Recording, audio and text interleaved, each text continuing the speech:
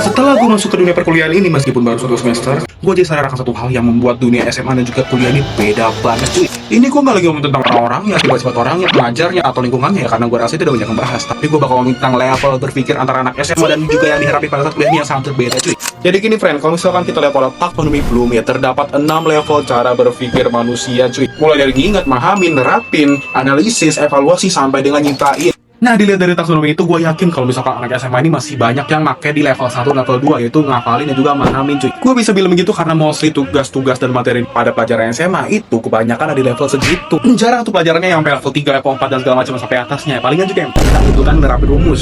Tugas-tugas di SMA itu nggak jauh dari kata tanya apa, apakah, siapakah, yang begitu-gituan coy. Jarang tuh yang pakai kata tanya kenapa, mengapa, bagaimana. Itu pun paling kalau tugas esai doang, itu pun pada males kalau tugas esai kan. Itu dia yang bikin anak-anak SMA lebih banyak berpikir pada level 1 dan level 2 itu nginget dan juga memahami.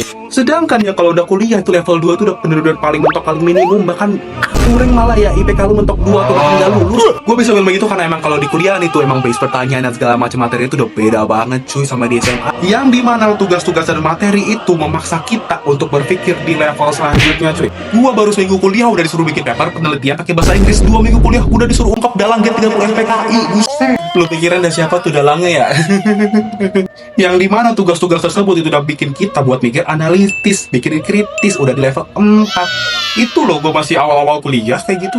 Dan nantinya bakal lebih banyak lagi tugas-tugas lain yang memaksa kita berpikir ke level selanjutnya. Tugas-tugas bikin labrak, paper, makalah, segala macamnya cuy. Tugas akhir kuliah itu skripsi juga udah di level 5, itu level evaluasi. Bahkan kalau lu udah ambil S3 ya itu tugas akhirnya itu udah di level tertinggi cara berpikir, yaitu nyiptain cuy. Kenapa tugas-tugas kuliah seperti itu? Itu karena kita sebagai mahasiswa itu memposisikan diri sebagai peneliti muda. Masa jadi peneliti cuma modal ngapal doang, itu mah bukan peneliti, tapi apaan ya? Nggak tahu gue juga.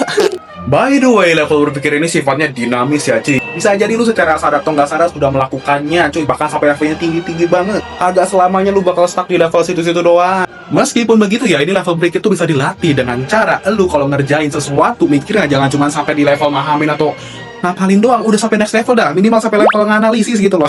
Itu bakal lebih gampang kalau misalnya lu ngerjain sesuatu yang lu suka banget, lu pasti bisa sampai level-level selanjutnya, bahkan sampai level nyitain pun bisa.